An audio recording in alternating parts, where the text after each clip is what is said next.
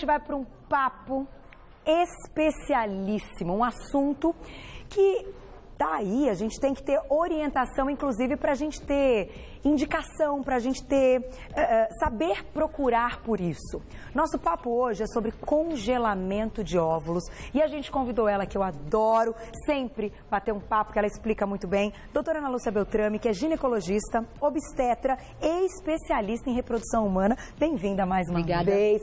Prazer sempre tê-la aqui. Fique à vontade. Hoje é o Dia Mundial da Saúde?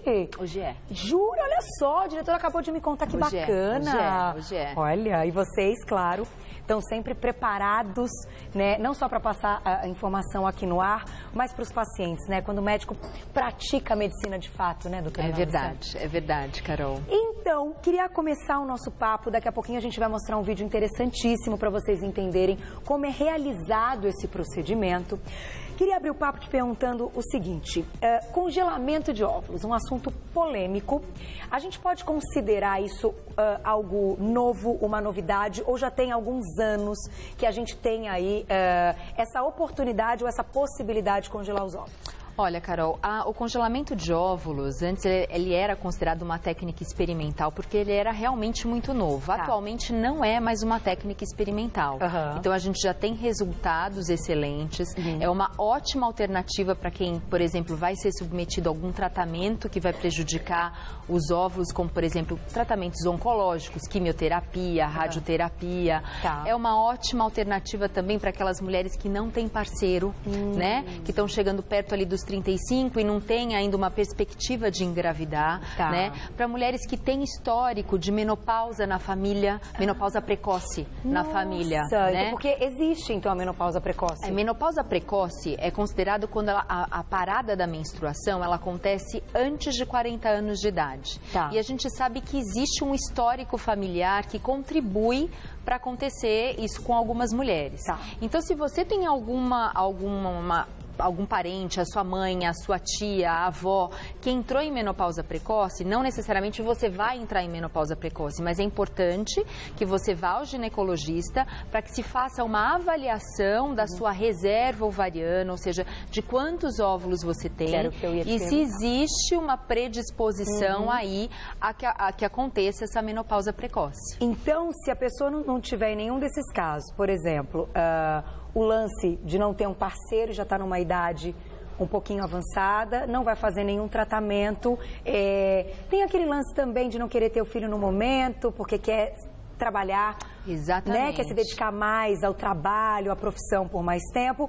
Agora, se a mulher não tiver na família ninguém com essa menopausa precoce, é possível numa consulta de rotina o médico perceber que ela tenha menos óvulos ou não? Ela tem que fazer um exame para descobrir isso? Sim, então durante a consulta ginecológica a gente consegue avaliar a reserva ovariana através de alguns exames. Quais são esses exames? Através de um exame de sangue, que a gente consegue dosar um hormônio que é produzido pela nossa hipófise, que é uma glândula que fica dentro da nossa cabeça que chama-se FSH. Então níveis elevados de FSH podem traduzir aí uma tendência a uma menopausa mais precoce.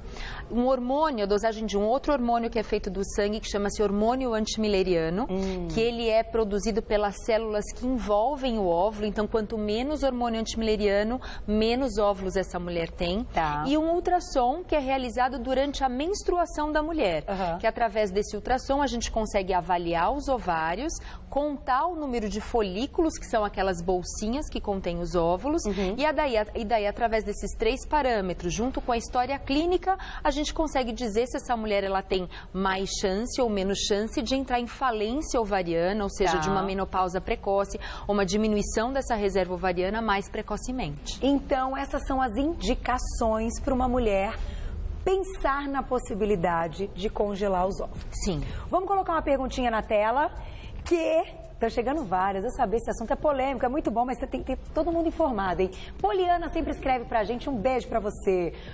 Por quantos anos esse óvulo pode ficar congelado? O processo preserva as características sem Ouse Envelhecer, que pergunta excelente. É, muito boa. Essa relação do envelhecimento do óvulo. Então, quanto tempo ele pode ficar congelado e ele vai ser preservado? Então, essa é uma ótima pergunta. O tempo de congelamento é indeterminado. Ah, é? Pode ficar congelado para sempre. E o interessante é que a qualidade do óvulo, ou seja, as características do óvulo naquela idade que a mulher congelou, elas ficam preservadas.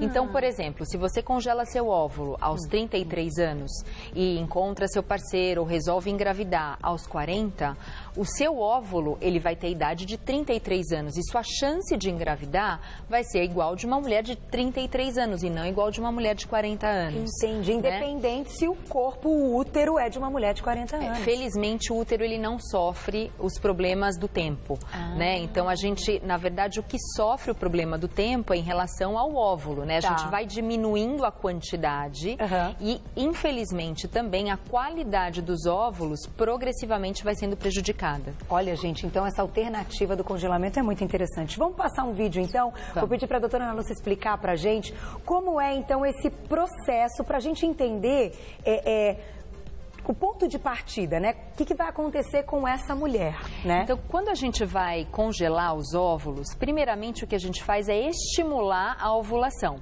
Então, aí no vídeo a gente consegue observar vários folículos, que são aquelas bolsinhas que contêm os óvulos, sendo estimulados, porque normalmente a gente vai liberar um óvulo que fica dentro dessa bolsinha por mês. Quando a gente estimula, e esse processo ele vai durar aproximadamente de 10 a 12 dias, vai ter mais óvulos. Para a gente fazer a coleta de óvulos, que está demonstrando aí no vídeo, como que a gente faz? A mulher ela é sedada, como se fosse fazer uma endoscopia.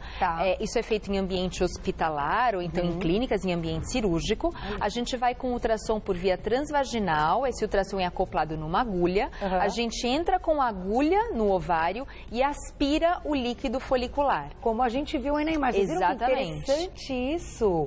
A embriologista, né, que é a bióloga que está no laboratório, ela recebe esses óvulos e ela vai congelá-los imediatamente. Né? Então, ela vai avaliá-los e num período curto de tempo, ela vai congelar. E eles ficam por tempo indeterminado aí congelados. Aí, quando essa mulher resolve, então, que ela quer ter filho, que ela quer ser mãe, o que é feito?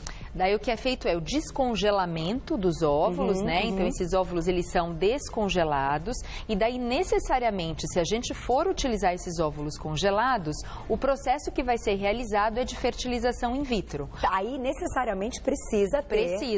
não tem como a gente colocar o óvulo lá na trompa e se ele ser fecundado espontaneamente. Entendi. Daí o processo ele tem que ser todo feito no laboratório mesmo.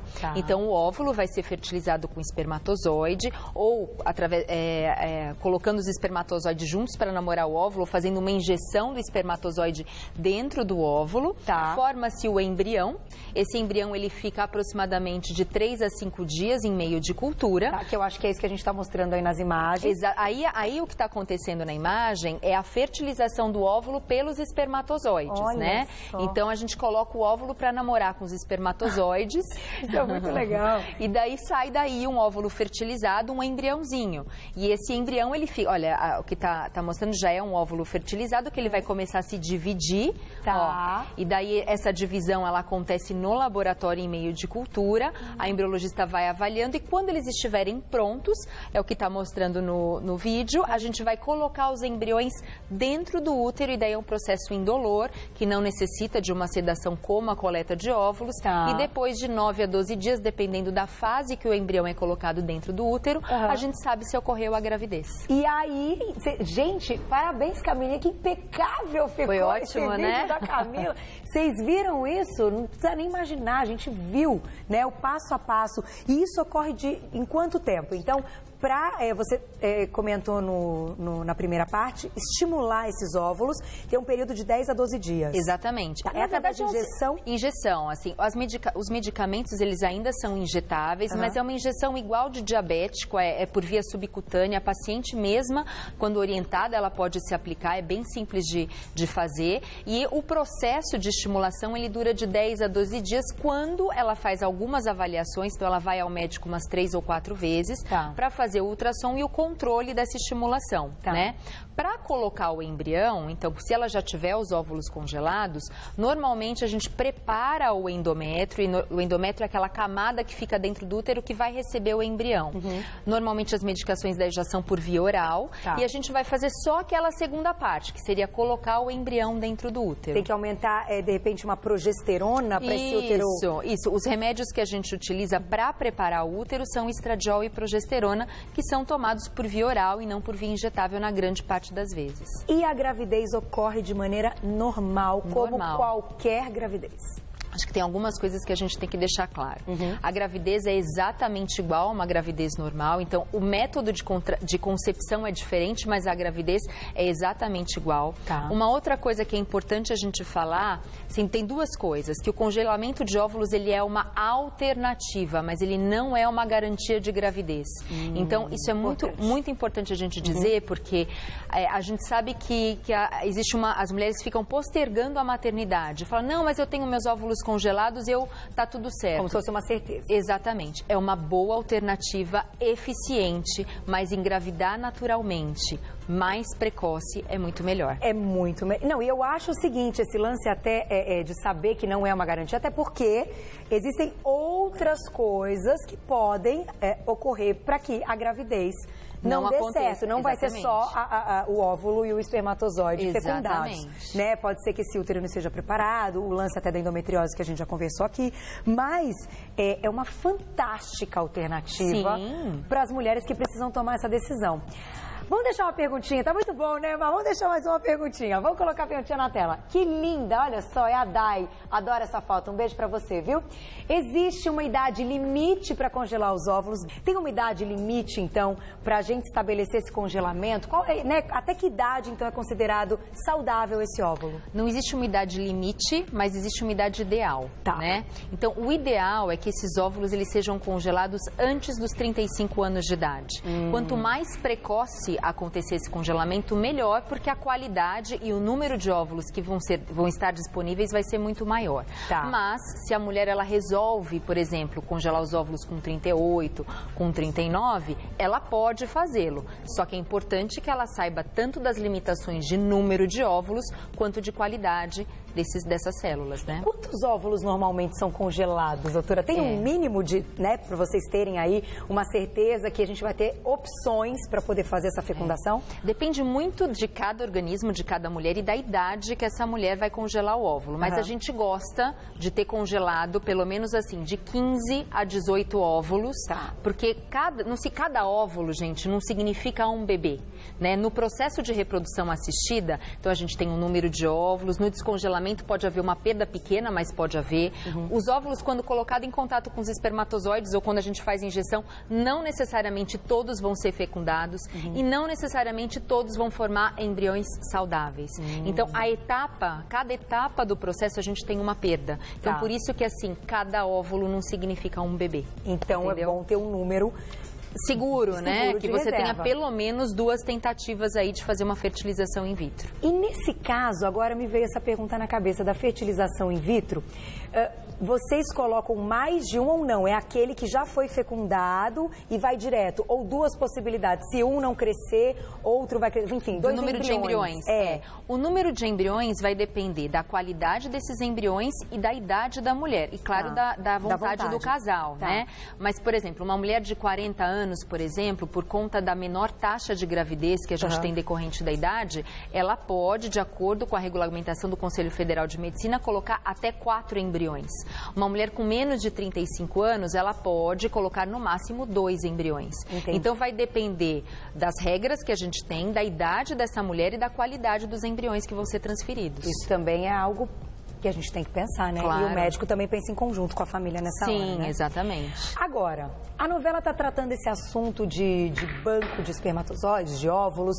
Eu não sei a história exatamente, acho que a doutora também não está acompanhando. Mas eu sei que está rolando esse assunto. Está rolando o assunto e tanto que o que foi o doador dos espermatozoides tem vários filhos.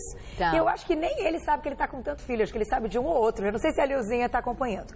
Nesse caso, como é algo hoje que tem uma lei por trás, temos aí uma legislação para cobrir. É possível, então, doar óvulos e espermatozoides? E uma mulher que não tenha, que tenha tido algum problema, buscar óvulos nesse banco de óvulos? Sim, na verdade, assim, no Brasil acontece de forma diferente, né? Então, cada país tem a sua legislação, a sua regulamentação, de acordo com a cultura e com os preceitos da reprodução assistida. No Brasil, o que acontece? Toda a doação, seja de esperma, de espermatozoide ou de óvulo, ela tem que ser anônima. Né? Então, uma mulher ela pode doar óvulos, mas a mulher que está recebendo esses óvulos não sabe de quem ela doou. E a mulher que está doando os óvulos, ela pode doar, mas ela não sabe para quem vai doar. Diferente dos Estados Unidos, que se você digitar lá Egg Banking, né, que é banco de óvulos, você vai ter uma lista e vai ter o rostinho de cada menina e você pode escolher de óvulo de quem você quer. No Brasil não é assim. Nossa, que difícil saber uma... Eu acho difícil. Você tem alguma opinião sobre como eu acho que o jeito anônimo é o jeito mais seguro que tem, porque a gente não sabe se eventualmente aquele casal que recebeu um óvulo doado, ele vai querer expor isso para a sociedade ou para o filho, a gente não sabe. Entendi. E a gente não sabe qual vai ser a reação daqui a alguns anos daquela moça que vai doar os óvulos. Do meu ponto de vista, eu acho que anônimo é o melhor jeito que tem, entendeu? Só que, e também não tem caráter lucrativo, ou seja, você não pode vender seus óvulos, você pode doar espontaneamente. Por exemplo, se uma mulher está fazendo um tratamento e ela é jovem, ela tem 28 anos, ela vai ter muito mais óvulos do que ela precisa, né? Porque ela vai poder transferir no máximo 2 embriões. Ela pode doar óvulos para alguém. Então, ela consegue se beneficiar, porque muitas vezes esses tratamentos eles são custeados pela pessoa que recebe esse óvulo, mas ele é anônimo e ela não está recebendo dinheiro para isso. Entendi. Ou então, se alguém resolve doar os óvulos para ajudar algum casal que está precisando, alguma mulher que não tem os óvulos, ou porque é mais velha, ou que tem algum problema no ovário, enfim, ela pode doar esses óvulos anonimamente e sem receber nada em troca. Olha só que interessante. E com os homens é a mesma coisa? É a mesma coisa. Banco de espermatozoides. Banco de espermatozoides. E aí se congela também os espermatozoides. Se congela os espermatozoides. É muito mais fácil a gente ter sêmen disponível do que óvulos disponíveis. Entendi. Porque para a mulher disponibilizar esses óvulos, ela tem que passar por um tratamento. Para a parte dos homens, obviamente a gente não vai entrar em detalhes, mas todo mundo sabe como funciona. Então pode ser que uma pessoa que tenha se colocado à disposição para doar esse espermatozoide nem tenha ele congelado. Ele vai até o local, a clínica, e eles escolhem, enfim, da maneira como é feito. Exatamente. Quando o homem vai fazer um exame, inclusive, para ter contagem de espermatozoides. É como se faz jeito. um espermograma, exatamente. Entendi. Assunto polêmico, né, doutora? Eu acho que você acha que as pessoas estão recorrendo bastante a isso? Eu acho que ainda existe um tabu em relação à infertilidade e métodos de reprodução assistida. Mas hoje em dia, com a informação e tudo mais, as pessoas elas estão perdendo um pouco esse tabu. E eu falo para os pacientes o seguinte: tem muito casal que vem me procurar e fala assim: mas eu acho que eu não sei se eu estou fazendo certo o tratamento, porque Deus não quer que eu engravide. Eu falo, gente, infertilidade é uma doença como um câncer, por exemplo, como outra qualquer. E tem tratamento como outra qualquer, né? Então, o mesmo Deus, as mesmas crenças que te dão a oportunidade de fazer um tratamento por câncer ou por alguma infecção, é a mesma coisa em relação à infertilidade. Existe, né? A possibilidade. Existe a possibilidade. A medicina evoluiu. E por que não utilizá-la, né? Verdade, é verdade. E olha, gente, no final, o que eu acho disso tudo é um assunto muito interessante. Acho que as mulheres têm que estar bem atentas para pensar nessa alternativa, se querem postergar um pouquinho mais até para ter filho. Mas depois...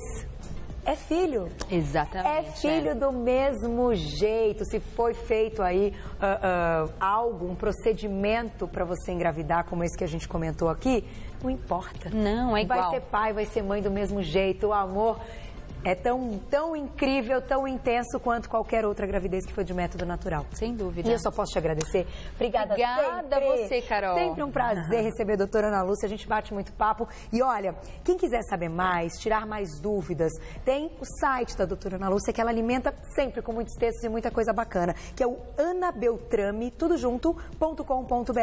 anabeltrame.com.br. E no Facebook também tem lá doutora Ana Lúcia Beltrame. Tudo é o nome completo no Face para você seguir mais dicas. Lembrando que a doutora é ginecologista, obstetra e especialista em reprodução humana. Obrigada mais uma vez, estava com saudades. Também, Carol.